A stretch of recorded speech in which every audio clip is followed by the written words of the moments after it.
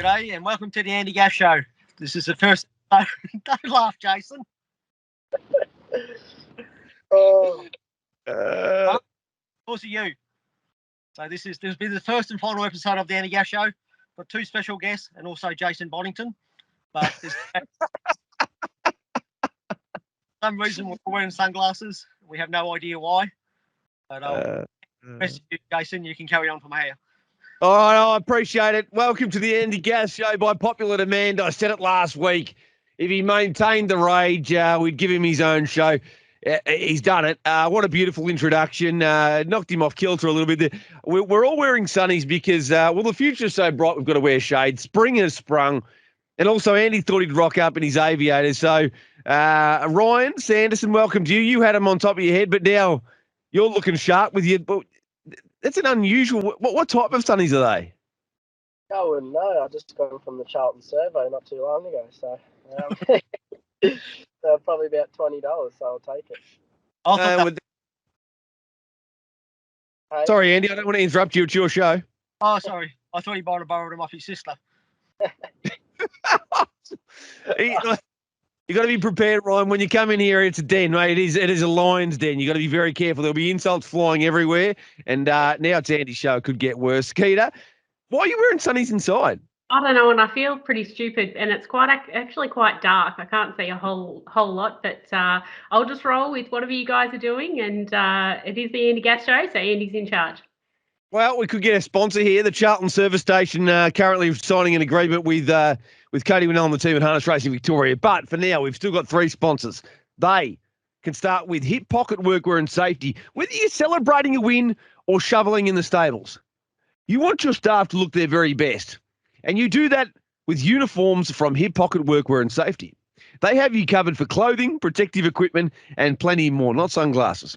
Check out hippocketworkwear.com.au. Let's get stuck into the Andy Gath Show. And in parenthesis, in brackets, burning questions. The first of the Andy Gath burning questions written by me. Will class or manners win the day in the thrilling 3-year-old trot? I talk about race 4 in the program at Beckley Park on Saturday night. We'll start with you, Andy. It's definitely a race where we look at horses like Keyang Ninja and Loxley Lover and see all their untapped ability. But will they win the race, or will a Queen Elida, one that's likely to do everything right, probably get the job done? Yeah, no, it is a really interesting race, and obviously the two that you mentioned have probably got the most ability, but the more chance of probably not getting things right. But Queen Elida is quite professional and generally goes quite well. Most starts and got good gate speed, but I'm a Loxley Lover fan. I just love what he's done so far, and I think going forward he's going to develop into a really good horse. So he's the way I'd be leaning, and I think he's getting better each run. And it is a tricky race, but I just love Loxley Lover as a horse. I couldn't agree more. So if you could only have one of them for the future, it would be Loxley Lover. If you could only have one of them for Saturday night, it'd still be Loxley Lover. Yeah, that's the one I'd be sticking with. Ryan Sanderson, it's your first go on the show, mate, so make sure you speak eloquently, project your voice, and just lower the camera so we can see your beautiful smile.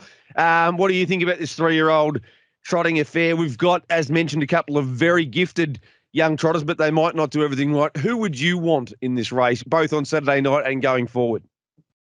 Yeah, I'm with Andy. I've always been a fan of Loxley Lover as well. Obviously, going into a trot race, you'd be pretty confident if your trotter was, had good manners and all that.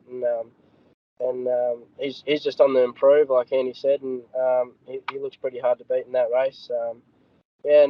Unless you're Bangles from the other week, I wouldn't have thought if you galloped at the start, it'd be pretty hard to win from there. Yeah, I think you're dead right. And hitching your wagon to Andy early in your burning questions, Andy Gath Show experience, very good idea, Ryan. You're a smart young man. That's why you'll go far. Skeeter, still don't know why you're wearing sunnies inside, but tell us, what do you like in the 3-year-old race? You've got a little bit of a vested interest here with Beck being involved with Loxley Lover. I know trained by John Nissen, his first ever trotter, which is an amazing thing within itself. Who would you want on Saturday night? Who would you want going forward? Yeah, look, it's a great little race. It's not only a small field, but plenty of talent involved. And I think overall, it's definitely going to be manners that will win the race. We saw with Keyang Ninja, he was looming into it like he was just going to put them away and win last time out and made a mistake and cost himself. Look, I'm leaning towards him. I just think he's such a talented horse. I think he can get the job done if he does everything right. I'm with everyone else. I really like Loxley Lover. I think he's super talented and he's only going to get better the older and the more race experience he has. But yeah, I'm still just a little wary of how green he is and how he is still learning. So there is quite a few that could come out and win the race. Who's the Man obviously has the barrier draw against him. Queen Alita is first up, but she's a really nice filly as well. So really looking forward to just probably sitting back and watching this one, but probably just leaning towards the way of Ki Yang Ninja. Yeah, I think on Saturday night I'd want Ki Yang Ninja, and going forward I'd want Loxley Lover, and they're the two that might do something wrong. So we're definitely going with potential over-professionalism here. Second question of the Andy Gath Show here. First ever edition. It's going to be a wonderful staple for Harness Racing Victoria. Bring us a little bit of clout and cachet. Is brought to you by The Fresh Connection, who export Australian fresh fruit to more than 35 countries. Headed up by Damien Glengarry, who's the export manager and does a magnificent job. The Fresh Connection specialise in citrus table grapes, Andy's favourite. He's got some table grapes in the car right now, not on the table. Cherries and mangoes, freshconnection.com.au. The second question, Ryan Sanderson. Who will lead race 6 tonight, and will it be a bloodless exchange, or should we be prepared for war? You're driving Equity Stride here. We had a little chat off air, and I was just wondering, are you just going to have a genuine crack and say, look, I want the front off Blue Chip Delight, who's first up from a break? We'll talk to Andy about Mr. Fortunia in a moment, but it sounded to me as though you might take a slightly more conservative option. Yeah, obviously that would have been ideal. I probably would have been a little bit more confident if he just looking at his recent form, he got out the gate okay, but I think Blue Chip Delight can hold its own, and I think if it wanted to post Mr. Fortuna, it probably could, but just looking at it first up, I think it will probably come out good and probably hand up to Andy, but we'll just have to take a forward place and hope for the best, and he's going really good off his last start, so hopefully all is good. Is he ready to roll this weekend, or are we looking maybe a run or two down the track before he's totally screwed down? Well, he didn't get a run last week, and he had a good hit out then, and first up the other week he came home really good, and his heart rate was good, and he's pulled up good, and his track work since then has been really good, so I'm going into it pretty confident, and I think he's fit enough, and just depending on the race turns out, we just need to be close enough if we're good enough. Just lower that camera, Mike. We're getting a little bit of Ricky Elchin action at the moment from you. We're hearing your voice, and I know your voice, so I know it's you talking. I know somebody else isn't talking, but that's better. We're getting some neck action now as well. A little bit of neck action. We're doing this show in Sundays every week, by the way. We look so sexy, the four of us at the moment. Andy, Mr. Fortunia, this show used to be called Burning Questions, and on that show you tipped a lot of winners, and one of them was Mr. Fortunia. I don't think it's got the speed to cross the one if it really wants to lead, but we're going to have a crack. Well, he'd definitely have a crack. He's got really good gate speed. Probably last start at Ballarat, we all thought he'd probably lead, but eventually a horse handed up to him and he had to work pretty hard to get it. So as quick as he does get out, at this level, metro level, they all get out pretty quick. So, no doubt the first 100 be really quick and see what happens. He's a horse that can fire up a little bit. He has settled quite a lot recently in his races, hasn't got quite as aggressive on the bit. So, Kay will go forward the first 100 and see what happens, but, they'll probably have to hand up to him for him to cross him, in my opinion. And do you think there's a chance that will happen? Because they're two pretty nice horses. I mean, the key here is Blue Chip Delight first up from a break, I guess. Yeah, definitely. He's a quality horse, Blue Chip Delight. He's a horse I had my eye on in New Zealand, and I couldn't afford to buy him, but Emilio could. He's a really nice horse, and they might want to take the easy option first up and follow us. I don't really know, but again, Mr. Fortunio, it's a big step up class in rise for him, but he's getting better all the time, and if he does lead, he's probably an each way hope. Well, Emilio's giving you Wolf Stride, so do you want Blue Chip Delight or Wolf Stride? Your call, Andy. Which one do you want? I'll stick with Wolf Stride at this stage. How magnanimous of him. The Andy Gath Show. Holy jeez. Skeeter, your thoughts on race 6? Look, I actually thought Mr. Fortunio was potentially a good chance of getting across both of them. Yeah, I thought both Equity Stride and Blue Chip Delight both had a good gate speed without being great, but it is a little bit tricky. We've only haven't seen them race, a stack over here, Blue Chip Delight. So, yeah, I thought Mr. Fortunia, foot to the floor, might be able to get across, but yeah, it's going to be interesting. I think there could be a bit of speed on early.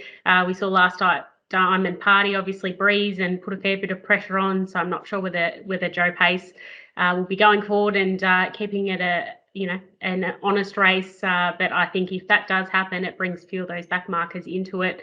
But yeah, it could be a quick run, I think. Yeah, it's actually building my confidence about a horse who breaks my heart regularly. And would you mind? But even the idea that Mr. Fortuny doesn't get the front, gets a bit fierce. There could be speed on here. There could be speed on for the second leg of the quaddie. And that's going to suit potentially Ryan as well if he doesn't get involved in that early war with Equity Stride. Third of our, Andy Gath Show questions. Third of our Andy Gath Show questions. Can Western Sonador hold his rivals wide in the Minuteman, and will Wolf Stride roll him regardless? We'll go to you first this time, Andy. Western Sonador didn't get out that great last time we saw him, but I think he's got a lot more early speed than that. The question is, how screwed down is Wolf Stride? His biggest target, this preparation is going to come up on October 9, but how ready to roll is he and how will he be driven?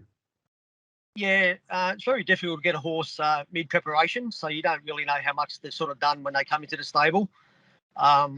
Again, when he first sort of got there, he didn't work anything special. He worked nice, but the last couple of weeks we've sort of screwed him down a fair bit, and he just seems to be getting better and better. Been really happy with his 2 trials. He's in really good order. He's really healthy. We all know what a quality horse he is, and he's got to keep getting better as well because opposition keeps getting better. But I expect him to go pretty well, and he'll be driven to win the race. If the tempo slackens, I don't think Kate will have any hesitation putting him into the race.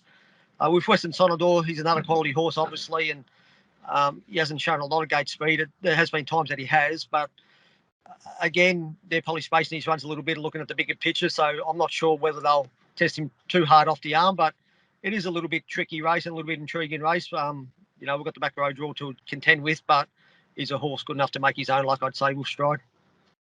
Yeah, let me give you a scenario, okay? So Bonsell Benjamin's in front. Western Sonador, just through circumstances, landed himself in the breeze, and you've gotten off the inside and maybe, 10 or 12 metres off the leaders. Do you still think, even if the pace slackens, that Kate would go around and go to the breeze then to give Western Sonador cover? Or does she then just say to herself, okay, I reckon we might just be able to beat them for speed here, and life's going to be pretty hard and a lot harder on our major rival here, who I think is Western Sonador, if he's caught parked? Yeah, obviously it all depends how hard they've gone early. But again, I don't think Kate will hesitate if the pace slackens.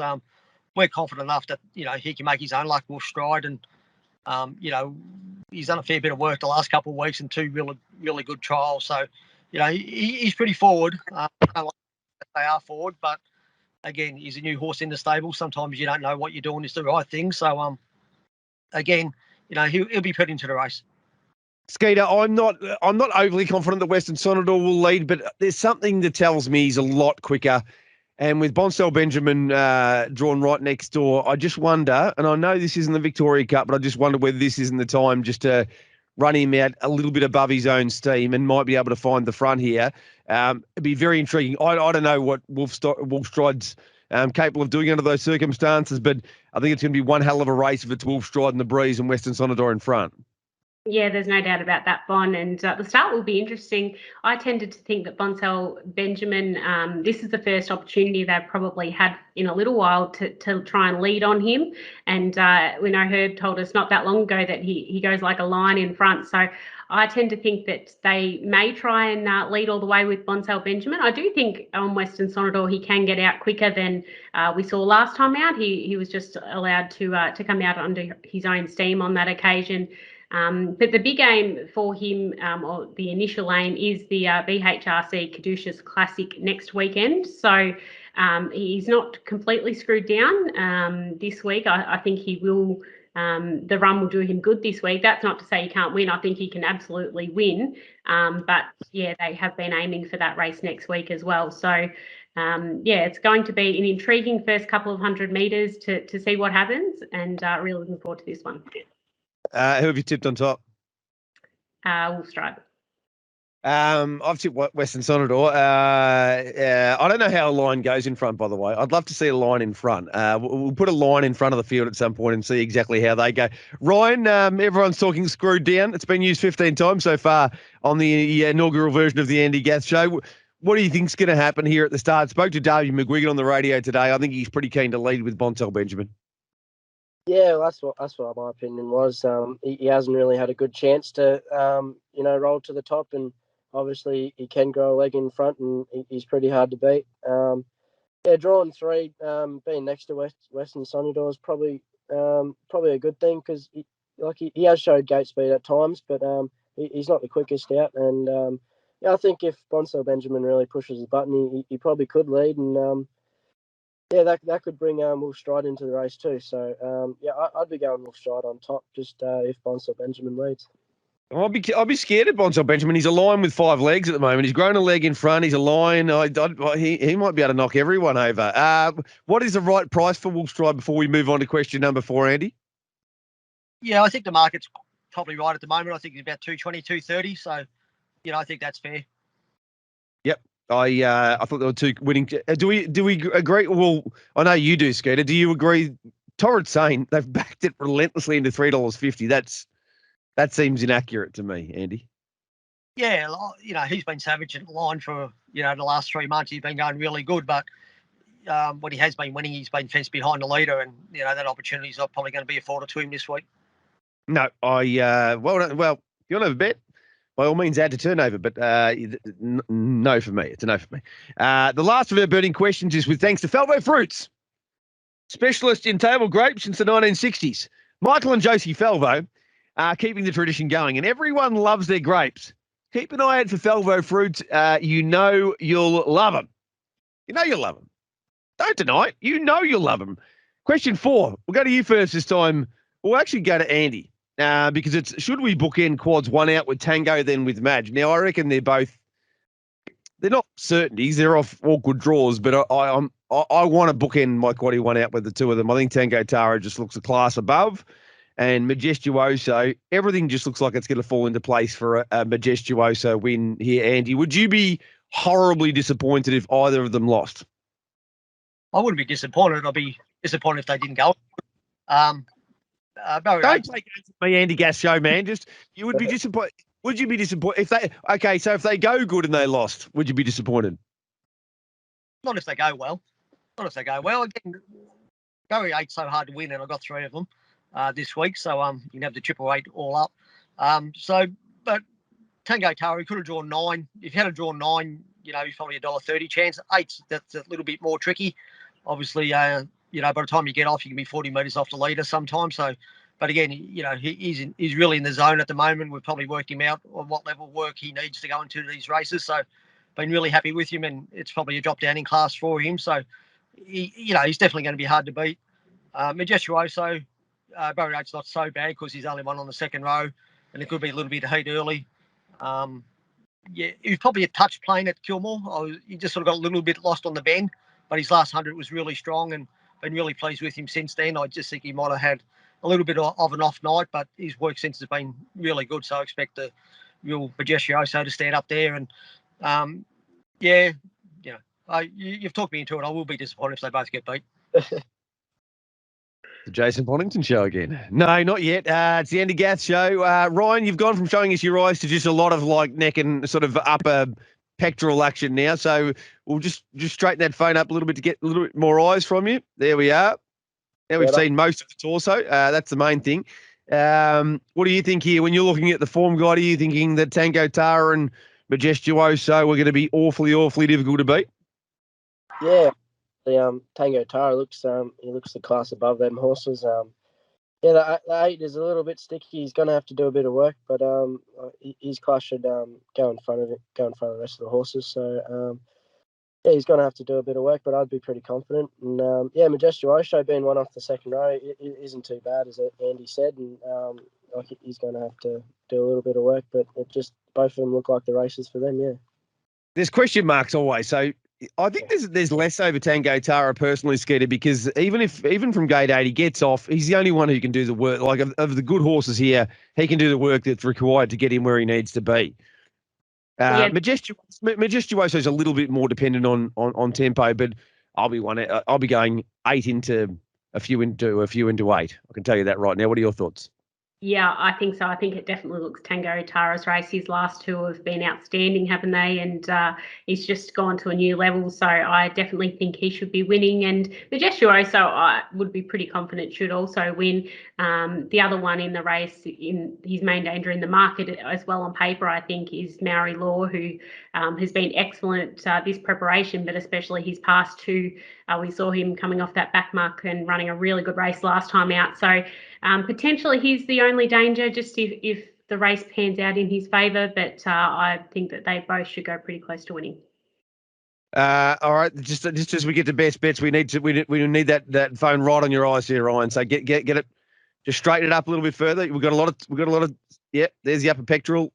There, a little bit higher, or lower, or whatever it's required. Yes, more, little more. Yeah, that's it. All right.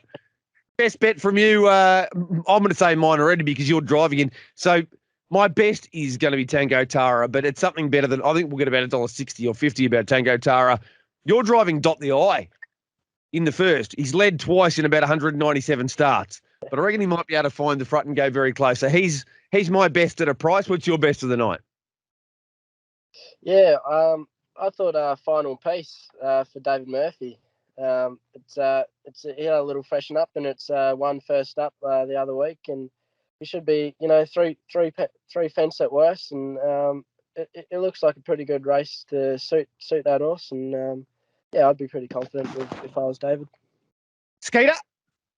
Yeah, I've got a little bit of a value runner this week, and I'm taking Ryan on, actually. I'm going race 9, She Will Rock. I think she's been going really well, and it's in quite an even field. I just thought it's a major surprise. Opened probably a little bit too short, about $2.10, I think, earlier in the week. So, I thought to around the $6.50 mark, She Will Rock should run a really good race. I've got to learn to put like a happy emoji up in front of my face whenever anybody says something that I like. I can put a little happy emoji on Teams. I like She Will Rock. I've tipped her on top. Your turn. It's the Andy Gath Show, and this is what you've been waiting for, the best bet from Andy on the Andy Gath Show. What do you like? Yeah, I don't really like anything, Jason. I don't think I have a tip this week. You're not allowed to do that. Well, Joe, you actually got me on there for a second. I don't. Anyway, what are you tipping, Andy? After you've just thrown me under the bus? Yep. No, I'm going to tip one of mine this week. Going to go with Swiss Miss. She goes very well first up, and her work the last couple of weeks has been top notch. So even though she's got a backline draw, I expect that she's going to go pretty close. I thought she was one of the three key chances there. It's Andy Gath versus Paddy Lee, but Swiss Miss. We're going with one of his own runners. Have you got another Struve for us, or what? What? Can we dance? Got another Struve for 30-1? Not this week. Now, Andy, could you do us a favour? You gave us the intro. It was a little cut out, but can you give us an outro now and thank all the viewers for tuning into the Andy Gath Show, please? Yeah. Thanks, everyone, watching the Andy Gath Show. Hopefully, last time you have to watch it. We'll be back to burning questions next week. Sorry about the sunglasses. Thanks to Ryan, Nikkita, and you too, Jason. So hopefully you all enjoyed the show, and hopefully Jason can finally tip a winner. He'll make a host at some point. I'll have to do a little bit of one-on-one work with him. It's been the Andy Gath Show. Hopefully you've enjoyed it, and hopefully we found a few winners. See you next week.